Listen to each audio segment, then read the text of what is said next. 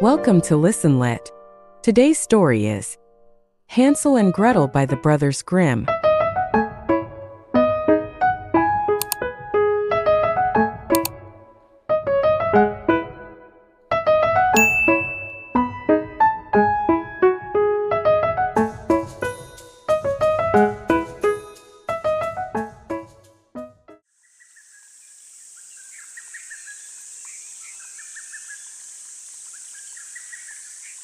Hard by a great forest dwelt a poor woodcutter with his wife and his 2 children. The boy was called Hansel and the girl Gretel. He had little to bite and to break, and once when great dearth fell on the land, he could no longer procure even daily bread. Now when he thought over this by night in his bed, and tossed about in his anxiety, he groaned and said to his wife, "What is to become of us? How are we to feed our poor children, when we no longer have anything even for ourselves?" "I'll tell you what, husband," answered the woman. "Early tomorrow morning we will take the children out into the forest to where it is the thickest.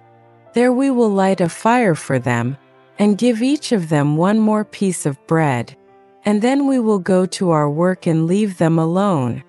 They will not find the way home again, and we shall be rid of them." "No, wife," said the man, "I will not do that.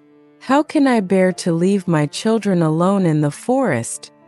The wild animals would soon come and tear them to pieces." "Oh, you fool," said she, "then we must all 4 die of hunger. You may as well plane the planks for our coffins," and she left him no peace until he consented. "But I feel very sorry for the poor children all the same," said the man. The 2 children had also not been able to sleep for hunger, and had heard what their stepmother had said to their father. Gretel wept bitter tears and said to Hansel, "Now all is over with us." "Be quiet, Gretel," said Hansel. "Do not distress yourself, I will soon find a way to help us." And when the old folks had fallen asleep, he got up, put on his little coat, opened the door below and crept outside. The moon shone brightly, and the white pebbles which lay in front of the house glittered like real silver pennies. Hansel stooped and stuffed the little pocket of his coat with as many as he could get in. Then he went back and said to Gretel, "Be comforted, dear little sister, and sleep in peace. God will not forsake us." And he lay down again in his bed. When day dawned, but before the sun had risen, the woman came and awoke the 2 children, saying, "Get up, you sluggards.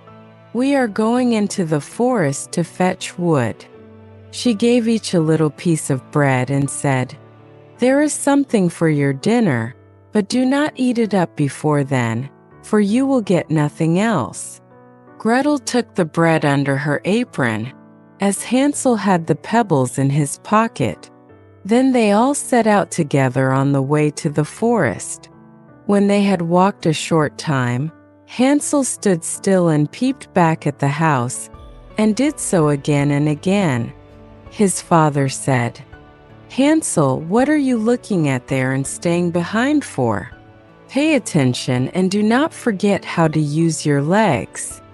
"Ah, father," said Hansel, "I am looking at my little white cat, which is sitting up on the roof and wants to say goodbye to me." The wife said, "Fool, that is not your little cat. That is the morning sun which is shining on the chimneys." Hansel, however, had not been looking back at the cat, but had been constantly throwing one of the white pebble stones out of his pocket on the road. When they had reached the middle of the forest, the father said, "Now, children, pile up some wood, and I will light a fire that you may not be cold." Hansel and Gretel gathered brushwood together, as high as a little hill. The brushwood was lighted, and when the flames were burning very high, the woman said, "Now, children, lay yourselves down by the fire and rest. We will go into the forest and cut some wood. When we have done, we will come back and fetch you away." Hansel and Gretel sat by the fire, and when noon came, each ate a little piece of bread. And as they heard the strokes of the wood axe, they believed that their father was near. It was not the axe, however, but a branch which he had fastened to a withered tree which the wind was blowing backwards and forwards. And as they had been sitting such a long time, their eyes closed with fatigue, and they fell fast asleep. When at last they awoke, it was already dark night. Gretel began to cry and said, "How are we to get out of the forest now?" But Hansel comforted her and said, "Just wait a little until the moon has risen, and then we will soon find the way." And when the full moon had risen, Hansel took his little sister by the hand and followed the pebbles which shone like newly coined silver pieces, and showed them the way. They walked the whole night long, and by break of day came once more to their father's house.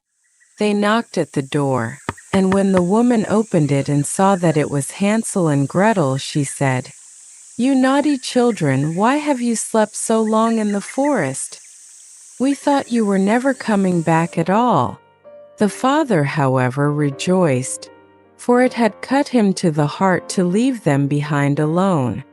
Not long afterwards, there was once more great dearth throughout the land, and the children heard their mother saying at night to their father, "Everything is eaten again, we have 1/2 loaf left, and that is the end.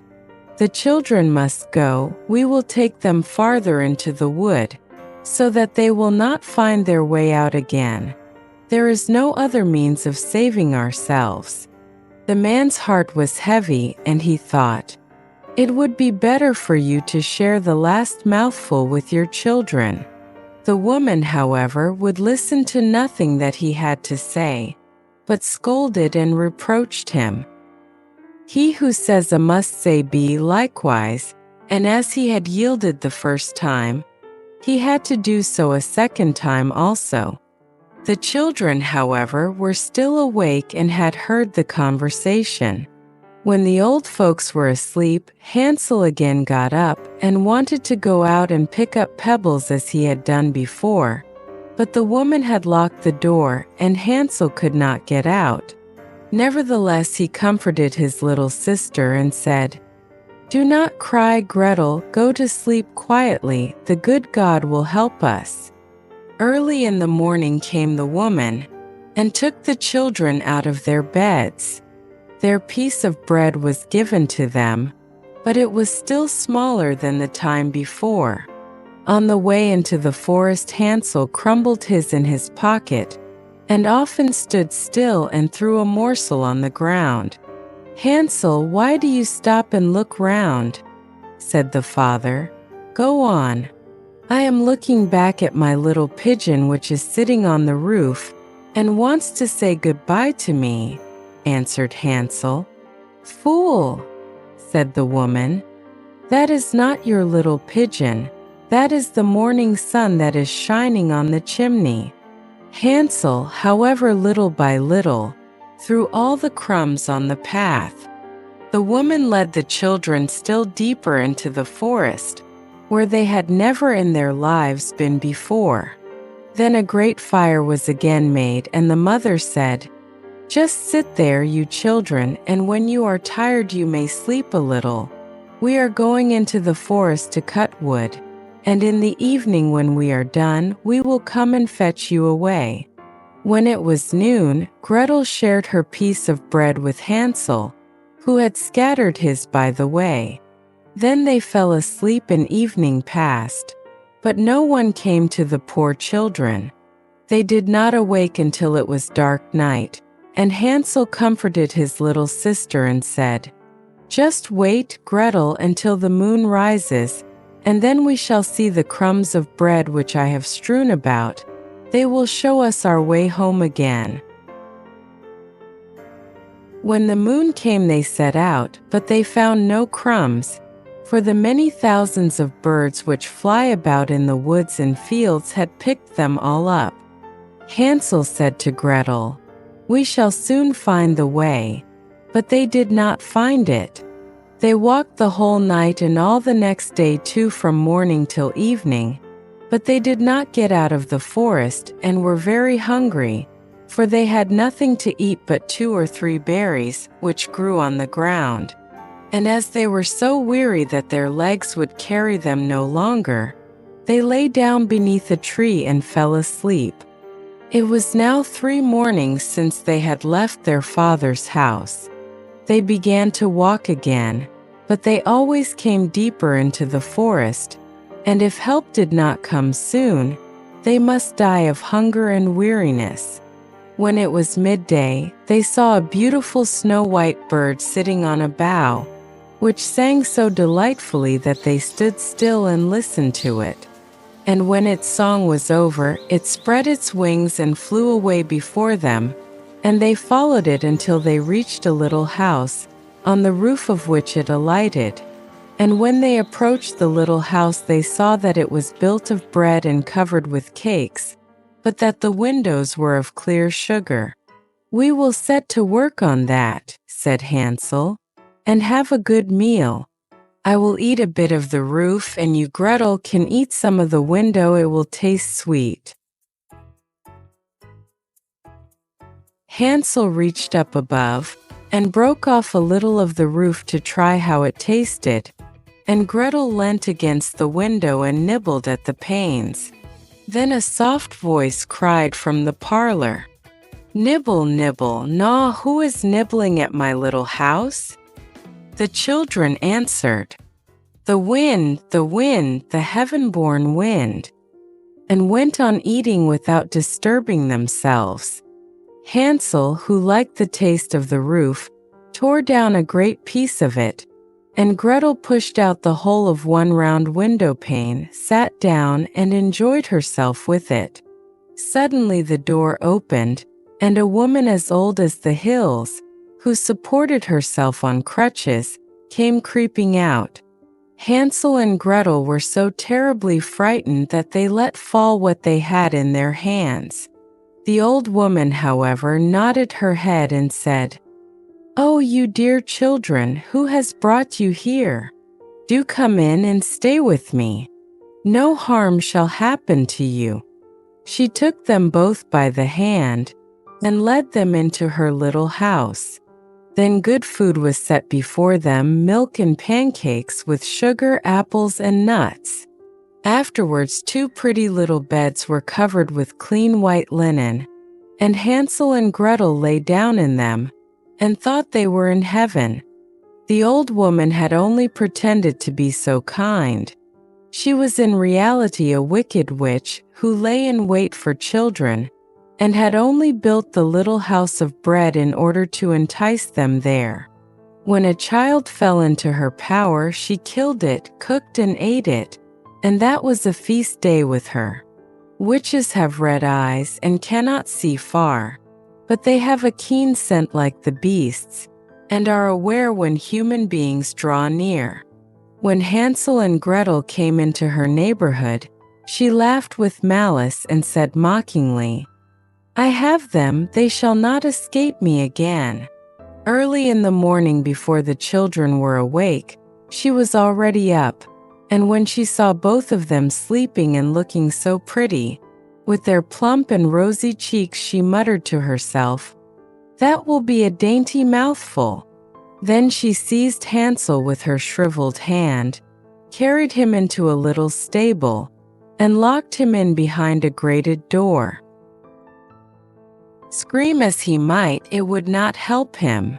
Then she went to Gretel, shook her till she awoke, and cried, "Get up, lazy thing, fetch some water, and cook something good for your brother. He is in the stable outside, and is to be made fat. When he is fat, I will eat him." Gretel began to weep bitterly, but it was all in vain, for she was forced to do what the wicked witch commanded. And now the best food was cooked for poor Hansel, but Gretel got nothing but crab shells.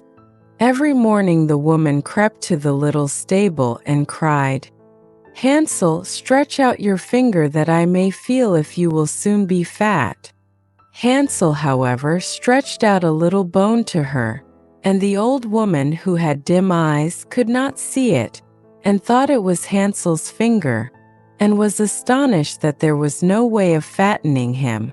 When 4 weeks had gone by, and Hansel still remained thin, she was seized with impatience and would not wait any longer. "Now then, Gretel," she cried to the girl, "stir yourself and bring some water. Let Hansel be fat or lean, tomorrow I will kill him and cook him." Ah, how the poor little sister did lament when she had to fetch the water, and how her tears did flow down her cheeks. "Dear God, do help us," she cried. "If the wild beasts in the forest had but devoured us, we should at any rate have died together." "Just keep your noise to yourself," said the old woman. "It won't help you at all." Early in the morning, Gretel had to go out and hang up the cauldron with the water and light the fire. "We will bake first," said the old woman. "I have already heated the oven and kneaded the dough." She pushed poor Gretel out to the oven, from which flames of fire were already darting. "Creep in," said the witch, "and see if it is properly heated so that we can put the bread in." And once Gretel was inside, she intended to shut the oven and let her bake in it, and then she would eat her too. But Gretel saw what she had in mind and said, "I do not know how I am to do it. How do I get in?" "Silly goose," said the old woman. "The door is big enough. Just look, I can get in myself." And she crept up and thrust her head into the oven.